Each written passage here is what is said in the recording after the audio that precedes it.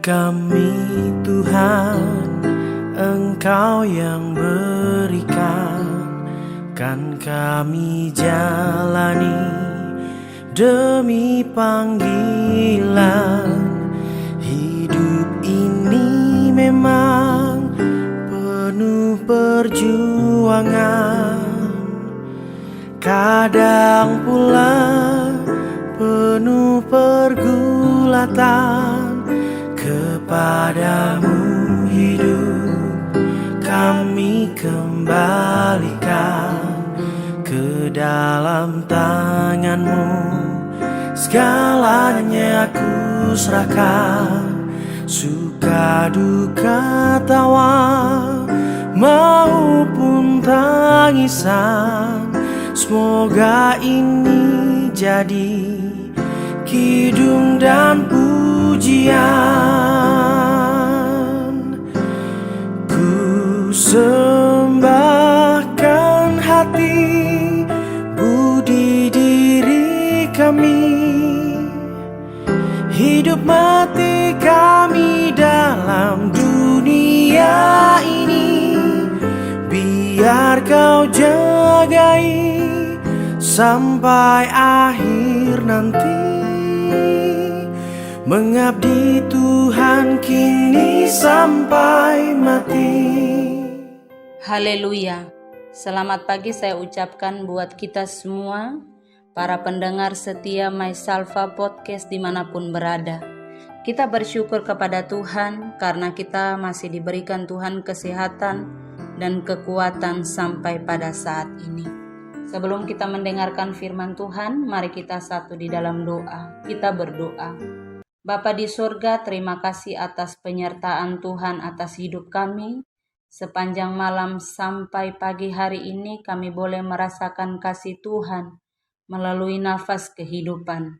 Pada saat ini ya Tuhan, kami rindu mendengarkan suara-Mu melalui firman Tuhan yang akan disampaikan kepada kami. Biarlah firman Tuhan yang kami dengar menjadi kekuatan iman bagi kami untuk menjalani kehidupan ini. Berfirmanlah Tuhan, kami siap mendengarkan. Di dalam nama Tuhan Yesus kami berdoa. Amin. Saudara yang diberkati oleh Tuhan, tujuan hidup kita adalah memuliakan Tuhan. Ibadah yang sejati berbicara tentang hubungan kita dengan Tuhan. Jika hubungan kita dengan orang lain baik, tentu kita juga rindu agar hubungan kita dengan Tuhan baik. Oleh sebab itu, tema firman Tuhan kita pada pagi hari ini ialah ibadah yang sejati. Bersama-sama kita melihat pembacaan firman Tuhan dalam Roma 12 ayat yang pertama sampai ayat yang kedua. Saya baca di dalam nama Tuhan kita Yesus Kristus, persembahan yang benar. Karena itu, saudara-saudara, demi kemurahan Allah, aku menasihatkan kamu supaya kamu mempersembahkan tubuhmu sebagai persembahan yang hidup, yang kudus, dan yang berkenan kepada Allah. Itu adalah ibadahmu yang sejati. Janganlah kamu menjadi serupa dengan dunia ini, tetapi berubahlah oleh pembaharuan budimu, sehingga kamu dapat membedakan manakah kehendak Allah, apa yang baik, yang berkenan kepada Allah, dan yang sempurna. Saudara yang diberkati oleh Tuhan, Paulus mengajar dalam surat Roma tentang tanggung jawab orang percaya mulai pasal 12. Surat Roma merupakan karya terbesar Paulus. Surat ini berisi ajaran kebenaran yang paling dalam. Itulah sebabnya surat ini ditempatkan pada bagian pertama dari seluruh surat-surat Paulus. Tema surat Roma itu sendiri ialah kebenaran karena iman. Kita orang percaya sudah dibenarkan karena iman kita kepada Yesus Kristus. Sebagai orang yang dibenarkan karena iman, kita punya tanggung jawab atas ibadah yang sejati. Seperti apa ibadah yang sejati menurut Roma 12 ayat 1 sampai ayat yang kedua? Yang pertama ialah mempersembahkan tubuh. Ayat yang pertama dikatakan, karena itu saudara-saudara demi kemurahan Allah, aku menasihatkan kamu supaya kamu mempersembahkan tubuhmu sebagai persembahan yang hidup, yang kudus, dan yang berkenan kepada Allah. Itu adalah ibadahmu yang sejati. Persembahan bukan hanya menjadi ketentuan atau peraturan gereja. Persembahan merupakan tanggung jawab orang percaya. Suatu tanggung jawab pasti harus dikerjakan. Dalam ayat ini, Paulus menegaskan bahwa persembahan tubuh adalah ibadah yang sejati. Banyak orang merasa diri beribadah, tetapi tanpa persembahan tubuh, ibadah itu sia-sia. Apa maksud dari persembahan tubuh? Sebelumnya saya mau bertanya, apa yang paling berharga yang kita miliki? Jawabannya tentu tubuh atau hidup kita. Orang yang sakit keras tentu tidak segan-segan menjual harta bendanya demi kesehatannya, termaksud menjual rumah, tanah, dan lain sebagainya. Ini menunjukkan bahwa tubuh adalah sesuatu yang paling berharga. Jadi, persembahan tubuh berarti menjadikan tubuh yang sangat berharga itu sebagai kurban atau pemberian untuk Allah. Pemberian atau persembahan itu harus yang terbaik. Orang tua memberi sesuatu untuk anaknya, pasti berusaha memberi yang baik. Ada orang yang diberkati luar biasa, tetapi persembahannya tidak sebanding dengan apa yang ada pada dia. Menurut Roma 12 ayat yang pertama, persembahan kita itu harus hidup, kudus, dan berkenan kepada Allah. Apa maksudnya? Maksudnya ialah hidup kita harus bertumbuh. Ciri sesuatu yang hidup itu adalah berubah atau bertumbuh. Pertumbuhan yang normal itu berkembang, makin besar atau tinggi atau baik. Persembahan kita mestinya harus bertumbuh. Maksud lainnya ialah kudus, suci, tak bercela, baik. Sejak perjanjian lama, Allah menuntut persembahan yang kudus. Persembahan domba harus yang tidak cacat. Saudara yang diberkati oleh Tuhan, marilah kita mempersembahkan yang terbaik untuk Tuhan, yang hidup, kudus, dan berkenan pada Allah sebagai ibadah yang sejati, agar kehidupan kita pun diberkati oleh Tuhan. Yang kedua, ibadah yang sejati ialah memberi perubahan hidup. Ayat yang kedua dikatakan, janganlah kamu menjadi serupa dengan dunia ini, tetapi berubahlah oleh pembaharuan budimu, sehingga kamu dapat membedakan manakah kehendak Allah, apa yang baik, yang berkenan kepada Allah, yang sempurna. Beberapa hal tersirat dalam ayat ini. Kita harus sadar bahwa sistem dunia ini jahat adanya.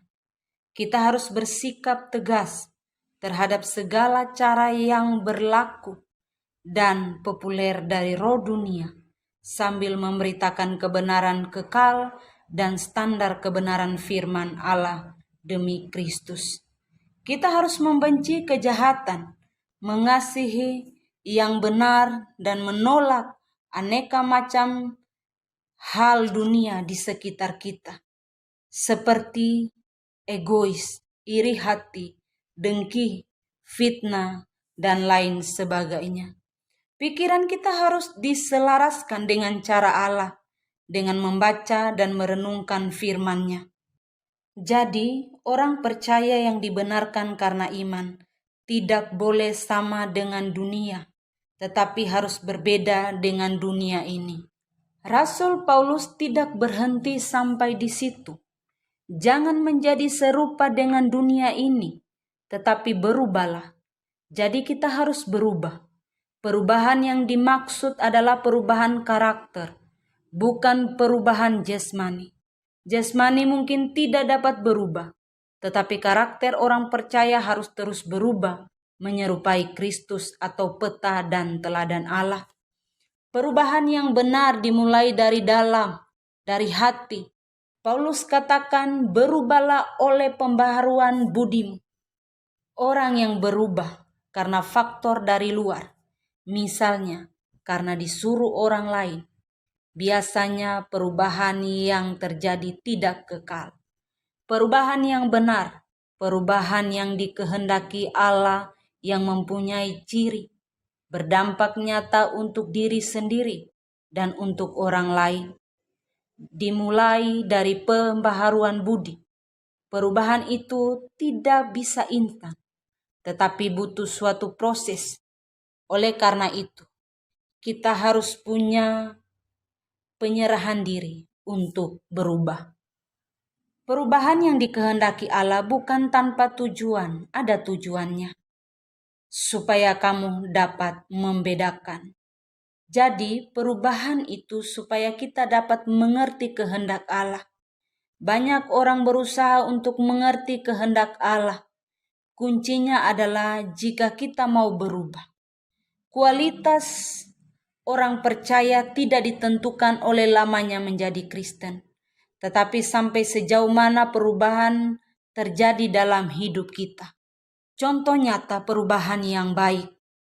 Dulu tidak punya kasih, sekarang sudah mengasihi. Dulu bicara kotor, sekarang tidak lagi. Dulu cepat marah atau emosi, sekarang ada pengendalian diri, dan lain sebagainya. Saudaraku yang diberkati oleh Tuhan, sebagai anak Tuhan atau pribadi yang diselamatkan oleh Tuhan, cara hidup kita haruslah berubah. Dalam ayat-ayat ini kita mengerti tentang ibadah yang sejati. Ibadah yang sejati ialah mempersembahkan tubuh dan memberi perubahan hidup agar kita diberkati dan Tuhan dimuliakan. Demikian kebenaran firman Tuhan. Tuhan Yesus memberkati kita semua. Amin. Mari kita satu di dalam doa. Terima kasih Tuhan untuk kebenaran firman-Mu yang sudah kami dengar. Kami percaya firman-Mu menjadi kekuatan iman bagi kami. Kami mau serahkan hidup kami, biarlah kami dapat menjadi pelaku-pelaku firman-Mu. Dalam nama Tuhan Yesus kami berdoa. Amin.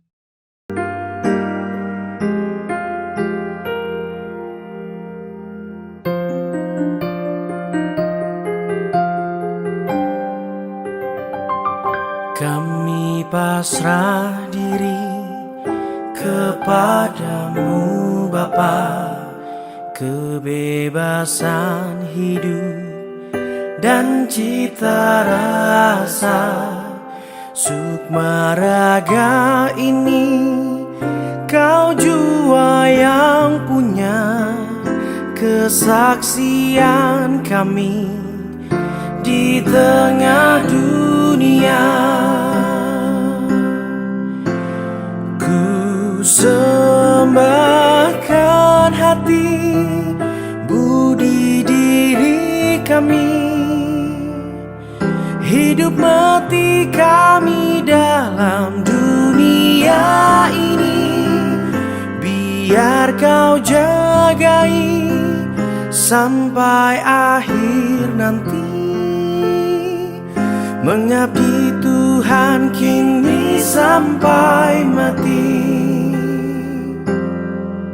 Bagimu Tuhan persembahan hidup.